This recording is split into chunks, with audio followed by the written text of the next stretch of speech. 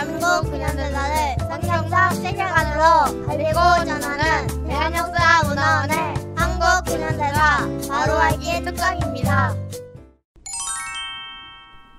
건국의 걸림돌, 공산주의.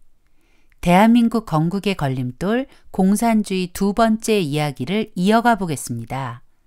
지난 시간 우리는 거짓으로 가득한 공산주의 사상에 대해 살펴보았습니다. 공산주의는 사유재산 철폐와 모든 재산 공유를 외치며 계급투쟁이 그 일을 가능하게 해준다고 사람들을 선동했다는 것을 배웠습니다. 공산주의자들은 무신론과 인본주의, 유물론과 진화론이라는 거짓 사상을 이용해 공산화를 진행해 나갔습니다.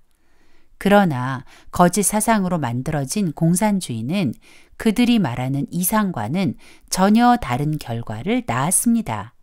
오늘은 공산주의의 이상과 현실의 괴리감이 얼마나 큰지 역사적 증거들을 통해 공산주의의 실체를 확인해 보려고 합니다. 공산주의는 남 탓의 대가입니다.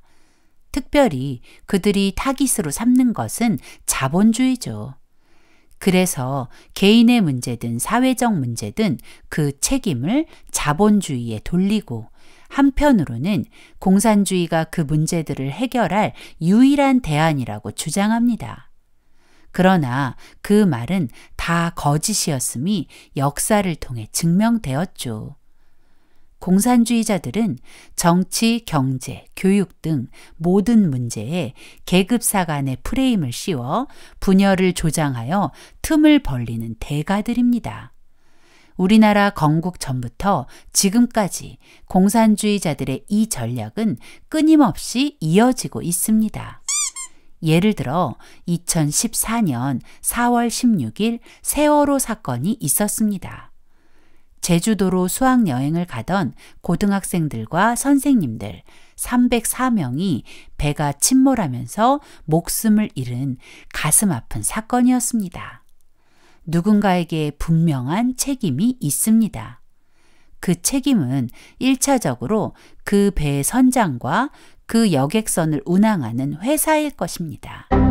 그런데 놀랍게도 세월호 침몰이 대통령 탄핵이라는 결과로 이어졌습니다. 세월호 사건이 일어나고 대통령이 탄핵되는 약 2년이라는 시간 동안 대한민국은 세월호 진상규명을 외치던 목소리가 박근혜 대통령과 정권 심판으로 바뀌었고 심지어 정권 교체를 넘어 체제 교체라는 말까지 오가며 이 모든 문제의 원인이 자본주의라는 말을 서슴없이 외치기 시작했습니다. 결국 대통령은 탄핵되고 정권이 바뀌었습니다.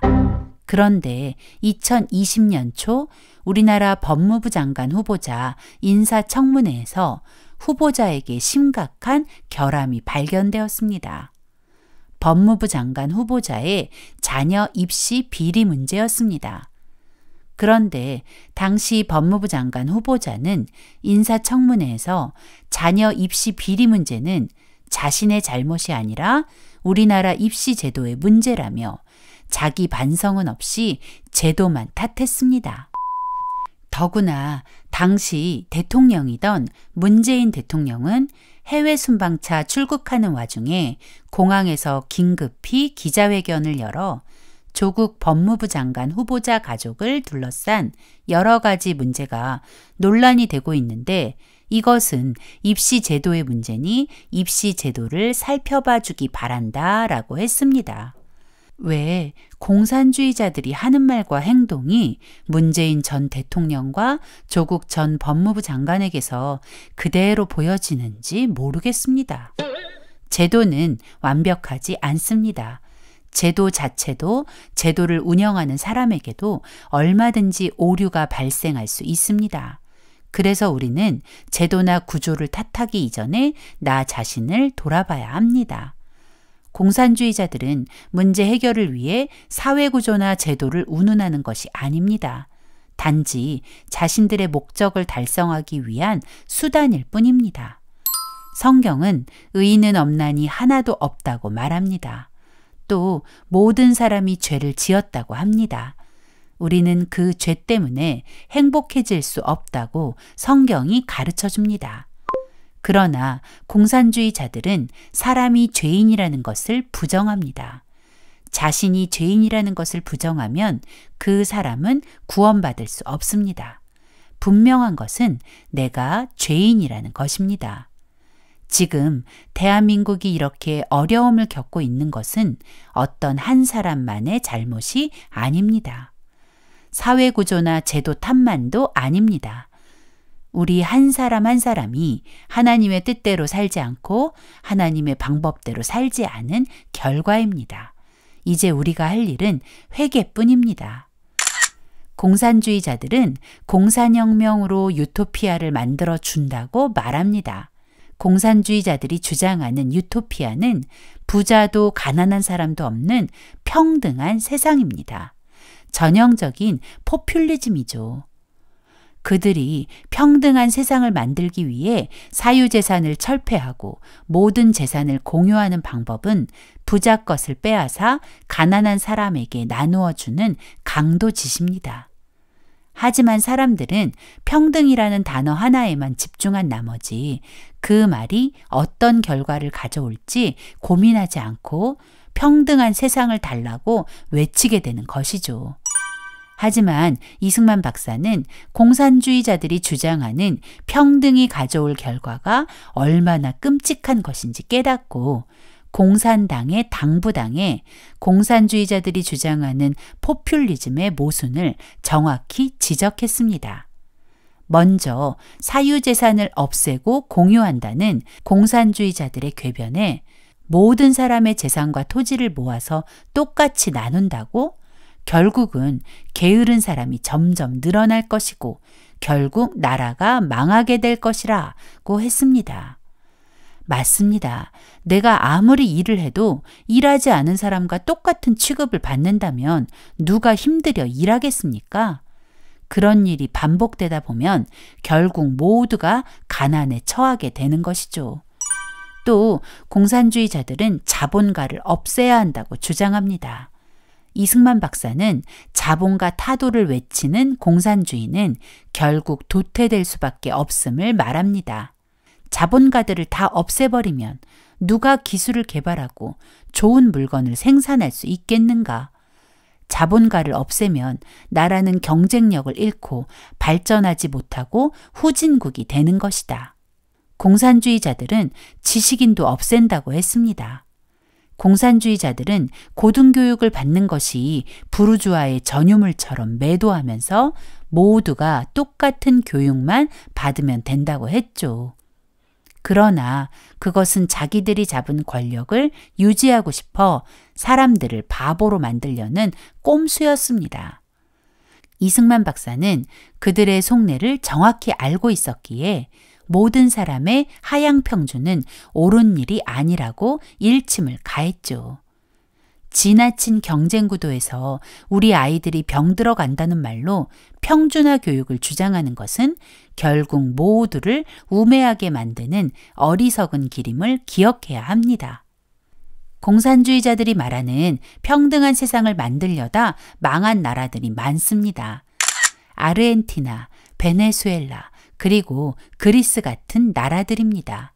이 나라들은 부국이었으나 공산주의자들이 권력을 장악하면서 포퓰리즘을 시전하다가 국가 부도 사태를 맞이하게 된 것입니다. 사유재산 철폐와 재산 공유화를 하면 어떤 비참한 일이 벌어지는지를 잘 보여주는 사건이 바로 홀로모도르입니다. 홀로모도르란 우크라이나에서 일어난 끔찍한 아사 사건을 말합니다. 우크라이나는 러시아, 폴란드와 국경을 마주하고 국토의 중앙을 관통하는 큰 강이 흐르고 아래로는 흑해와 마주하는 풍요로운 곡창지대로 대대로 분홍이 많은 곳이었습니다. 그러나 공산주의 열풍에 휩쓸려 소련의 한 도시가 되어버린 우크라이나에는 반클라크, 즉 분홍 반대 시위가 일어나면서 농민들은 농지를 빼앗겼고 저장해둔 곡식마저 소련군에게 몰수당했습니다. 공산화된 우크라이나에서는 아무리 열심히 일해도 개인의 사유재산이란 존재하지 않았습니다. 사람들은 이제 더 이상 열심히 일을 해야 할 그 어떤 이유도 찾지 못했죠. 결국 사람들은 일하는 것을 포기하기 시작했고 기근까지 우크라이나를 덮치면서 우크라이나 곳곳에는 배고픔에 굶주리다가 말라 죽은 뼈만 앙상한 시체들이 쌓여가기 시작했습니다. 너무 배가 고파 죽은 사람의 시체를 뜯어먹는 일도 벌어지게 되었습니다. 1932년부터 1933년까지 만 1년 동안 우크라이나에서는 약 800만 명에서 1100만 명이라는 사람이 굶어 죽는 끔찍한 일이 벌어진 것입니다. 이 비참한 참사의 원인은 사유재산을 없애고 모든 재산을 공유화한 공산주의 때문입니다. 공산주의자들은 공산혁명으로 유토피아를 선물한 것이 아니라 생지옥을 선물한 것입니다. 이 끔찍한 진실을 세상에 알린 사람은 영국 출신 기자 가레스 존스입니다. 가레스 존스는 소련에서 벌어지는 스탈린의 만행을 취재하기 위해 소련으로 향했고 우크라이나에 도착했을 때 그가 목격한 현실은 너무나 끔찍했습니다. 그는 우크라이나의 참상을 카메라에 담았고 영국에 돌아와 스탈린의 실체를 세상에 폭로했습니다. 그러나 1932년 풀리처상을 받은 영국 출신 기자 월터 듀란티가 가레스 존스의 기사를 가짜 뉴스로 몰아붙였고 가레스 존스는 가짜 뉴스를 유포한 기자가 되어버렸습니다. 풀리처상 수상자였던 월터 듀란티의 말이 더 설득력 있게 들렸을 것입니다. 하지만 듀란티는 스탈린에게 매수된 쓰레기 기자에 불과했습니다. 소련이 붕괴되고 우크라이나가 독립하면서 가레스 존스가 전한 홀로모도르가 진실이었다는 것이 밝혀졌지만 이미 가레스 존스는 세상을 떠난 후였습니다. 성경은 분명히 말합니다. 악인을 의롭다 하며 의인을 악하다 하는 이 두 자는 다 여호와의 미워하심을 입느니라. 우리가 진실을 외면하고 말하지 않는 것도 듀란티와 같은 행동이 아닐까요? 공산주의자들이 외치는 평등은 결코 사람들을 자유롭게 하지 못합니다. 오히려 고통만 주는 무서운 함정일 뿐입니다. 공산주의자들은 자신의 목적을 위해서라면 무엇을 해도 된다고 생각합니다. 공산주의 혁명을 위해서는 무엇을 해도 선한 것이라 주장하며 학살도 거짓말도 필요하면 얼마든 할 수 있다고 가르칩니다. 그들은 유물론에 물들어 있으니 양심의 가책을 느끼지 않습니다. 소련의 정치범 수용소를 굴락이라고 부릅니다. 얼마나 끔찍했는지 사람들은 굴락을 죽음의 공장이라 불렀습니다. 히틀러가 유대인을 학살한 끔찍한 독일의 아우슈비츠보다 더 많은 사람을 더구나 동족을 잔인하게 학살한 곳이 바로 굴락입니다. 소련은 공산화 과정에서 약 2,700만 명의 기독교인을 학살했고 그 외 4,500만 명을 포함하여 약 7천만 명을 학살했습니다. 공산주의에 찬성하지 않으면 얼마든지 동족, 친구, 가족마저도 망설이지 않고 죽일 수 있는 것이 공산주의입니다. 소련만 그런 것이 아닙니다.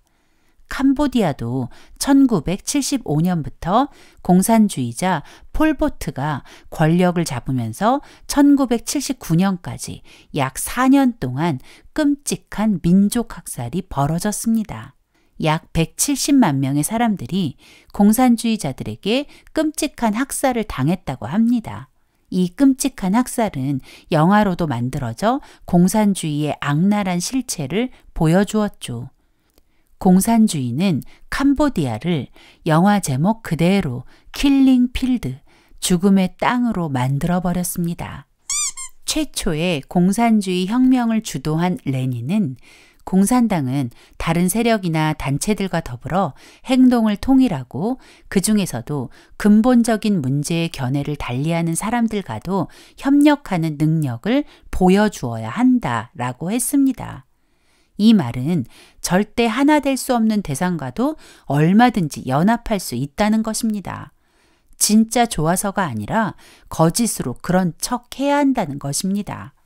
예를 들면 공산주의와 기독교는 절대 하나가 될 수 없습니다. 왜냐하면 그들은 하나님을 부정하고 우리는 하나님을 위해 사는 사람들이니까요. 그런데도 공산주의자들은 얼마든지 우리와 친한 척할 수 있다는 것입니다. 그러나 자신의 목적을 이루고 나면 가차없이 제거해 버리죠. 공산주의자들은 착한 척, 친한 척을 몹시 잘합니다. 속임수의 달인이죠. 그들의 이런 행동은 공산주의의 중요한 전략, 바로 통일 전선 전술입니다. 공산주의자는 자신이 직접 나서지 않고 견해를 달리하는 누군가를 포섭합니다. 예를 들어 공산주의자들은 자신들과 견해가 다른 기독교인들을 포섭하기 위해 기독교인인 척 교회로 들어와 아주 훌륭한 성도처럼 행동하며 목사님과 친해집니다. 그리고 그 목사님을 이용해 성도들과 목사님을 따르는 많은 사람을 자기 편으로 끌어들이는 것입니다. 이게 바로 그들의 속이기 전략, 통일 전선 전술의 한 방법입니다. 또 공산주의자들은 적이 생기면 절대 혼자 덤비지 않습니다. 만약 적이 셋이라면 먼저 적 둘을 포섭합니다. 그래서 셋이 힘을 모아 적 하나를 제거하죠. 그리고 나면 또 하나의 적을 포섭해 둘이 하나의 적을 제거하는 것입니다. 그리고 마지막 1대1이 되면 아주 격렬하게 싸워서 나머지 하나의 적을 제거해버리고 공산주의자가 모든 권력을 차지하는 것, 이것이 그들의 전략입니다. 우리는 그런 사람들을 배신자라고 하지만 그들은 그렇게 생각하지 않습니다. 오히려 프롤레타리아의 독자성이라며 자신들의 전략을 자랑하죠. 자신들의 목적을 위해서라면 뭐든지 괜찮다는 악한 신념을 가진 자들이 바로 공산주의자입니다. 공산주의자들은 거짓 선전선동의 달인입니다. 그들은 거짓말로 사람들의 마음을 빼앗습니다. 그래서 그들은 혁명을 할 때 언론부터 장악합니다. 우리는 자주 뉴스에서 봤는데 라고 말하며 뉴스에서 나온 말이니 믿을 수 있다고 생각합니다. 정말 뉴스를 믿을 수 있을까요? 그렇지 않습니다.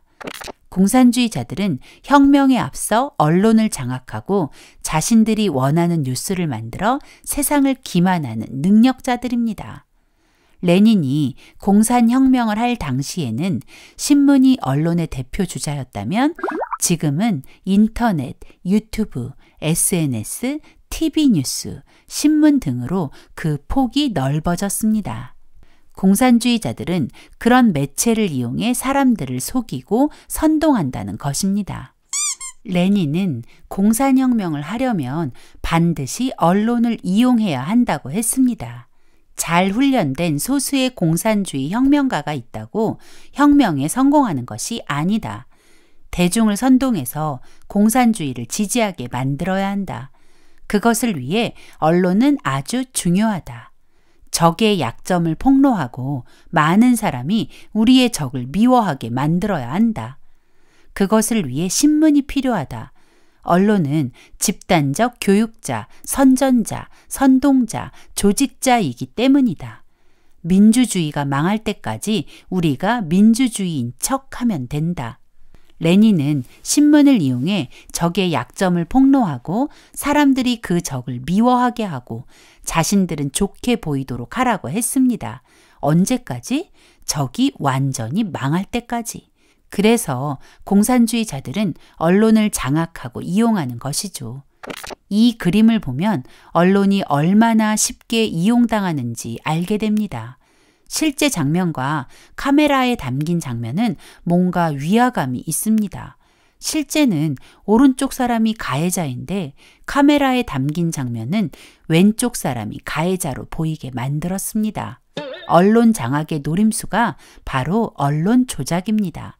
무엇을 보여주느냐에 따라 진실은 얼마든지 덮일 수 있기 때문이죠. 공산주의자들은 자신들의 목적을 위해 지금도 이런 일들을 하고 있습니다. TV, 신문, 그리고 여러 매체, 기독교 신문인 줄 알았던 곳에서 언론 조작을 통해 사회주의 공산주의는 엄청나게 숭고하고 깨끗한 것처럼 추켜세워 사람들에게 호감을 가지게 하고 자유민주주의나 기독교는 엄청난 비리 집단처럼 프레임들을 만들어 사람들로부터 미움을 받게 하는 것입니다. 그런데 이런 언론도 결국엔 공산주의자들에게 제거 대상이라네요. 레닌은 공산주의 혁명이 끝나고 나서 신문을 그냥 두는 것은 바보 같은 짓이라고 했습니다. 레닌은 러시아에 있던 41개의 신문을 활용해서 혁명에 성공하고는 혁명이 끝난 후 한두 개만 남겨놓고 3일 만에 모든 신문을 폐간시켜 버리죠. 공산주의자들이 원하는 언론은 혁명의 도구일 뿐 결코 진실을 전하는 전달자가 아니라는 것을 기억해야 합니다. 공산주의 혁명의 목적이 무엇일까요? 바로 가정과 교회, 국가 해체입니다. 왜 공산주의자들은 가정과 교회를 해체하려 할까요? 공산주의자들이 가정과 교회를 해체하려는 까닭은 그들이 하나님과 교회를 대적하는 적그리스도 세력이기 때문입니다.